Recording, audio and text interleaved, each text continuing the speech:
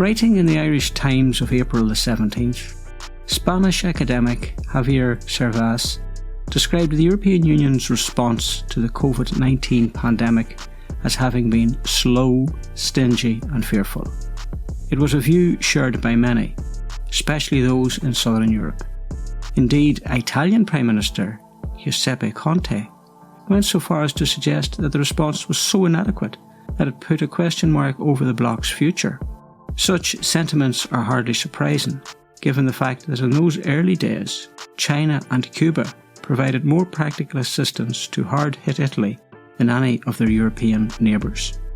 Worried by mounting criticism, the EU Commission made a belated, almost begrudging attempt to address the issue. It did so not by converting industry towards the manufacture of PPE and safe accommodation for the elderly, but by offering incentives to the private sector and promising an economic recovery fund. Even at that, and 5 months after the first cases were identified on the continent, the nature of the recovery fund rollout is still causing dissent among member states. The response, nevertheless, neatly captures the essence of the European Union, an organisation designed to promote and safeguard the interests of capital, regardless of the needs of the masses. Two factors in particular assist EU power brokers maintain influence over the Southern Irish state, and that's even as we experience an acute health crisis. In the first instance, too many people have been led to believe that economics is an esoteric and difficult to grasp science. This misconception, coupled with the self-interest of our native comprador bourgeoisie, supported intellectually and politically by centrist social democrats, helps the neoliberal system to continue. And just as in medieval Europe, when the clergy held sway thanks in large part to widespread illiteracy, modern Europe's rulers depend on misleading the populace into believing that they alone are able to understand and manage the workings of the economy. A well-practiced routine is to speak gravely of seemingly huge sums of money. The European Union's promise of a €750 billion COVID-19 recovery fund is a good example of this and how it is playing out in this country. However, let's put this fund into context. The promised sum is less than 5.5% of the European Union's GDP for 2019. Moreover, only a portion, 66%, of that amount will be available as grant aid, and the rest distributed as loans to be repaid.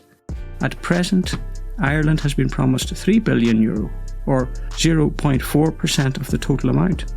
Even if the Dublin government were to have this doubled, it would still be less than 1% of what is available.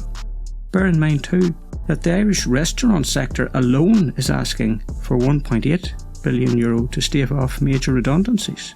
And in passing, we might also remind ourselves that in 2010, the Republic of Ireland was forced by the European Union to pay 42% of the total cost of the European banking crisis, at a cost of close to €9,000 per person in this state. Solidarity, how are you? What, therefore, are we to make of assurances from the Irish Troika of Varadkar, Martin and Ryan, assurances that there will be no return to austerity? It is, in reality, difficult to see how they intend to restore the economy to a pre-pandemic status, a status which in itself was far from ideal, because every indicator is pointing to a recession of alarming proportions. The Irish tourist and hospitality sectors are not going to recover anytime soon. Agriculture will be impacted detrimentally by a Tory Brexit, as Johnson and Cummings strive frantically to appease US trade negotiators by accepting cheap, dubiously produced poultry and beef. Every service outlet, from dentist to hairdresser, will have increased virus preventative costs to meet from a restricted customer base. Add to this the cost of additional pandemic-related social security payments are now running at more than €30 billion, and you get the picture. The only area where there is a reasonable prospect of raising the revenue required to rejuvenate the economy is from taxing large multinationals, and especially those in the high-tech and pharmaceutical sectors. Yet this is one path that Fine Gael has set its face firmly against, putting it to the right of the neoliberal European Union Commission. RTE recently reported that Leo Varadkar will resist Brussels' mooted proposals to introduce a digital tax for large corporations, and a one-off tax for multinationals. Of course, austerity is not inevitable, but it would, however, require an entirely different economic system to that presided over by our Leinster House Troika, and as evidenced by the proposed programme for government. The fact is that, notwithstanding the fatuous talk of addressing housing, health and childcare, there will be no significant improvement in these areas for working people. This Troika so-called economic recovery is predicated on a low-wage economy reinforced by unemployment and depressing the social wage. As with all other crises in the past, working people will be expected to pay for this pandemic with poorly paid employment, public service cutbacks and reduced expenditure on social and physical infrastructure. Adherence to European Union strictures and regulations will be cited as a convenient explanation for retaining or even expanding the private sector into every aspect of economic life. Membership of the European Union entails submitting to stringent neoliberal economics that demand free market dominance across society. We are now familiar with this in areas once the prerogative of the state: electricity, telecommunications, public transport, tolled roads are all now profit-making investments for the wealthy. The same applies to housing, health, childcare and nursing homes for the elderly.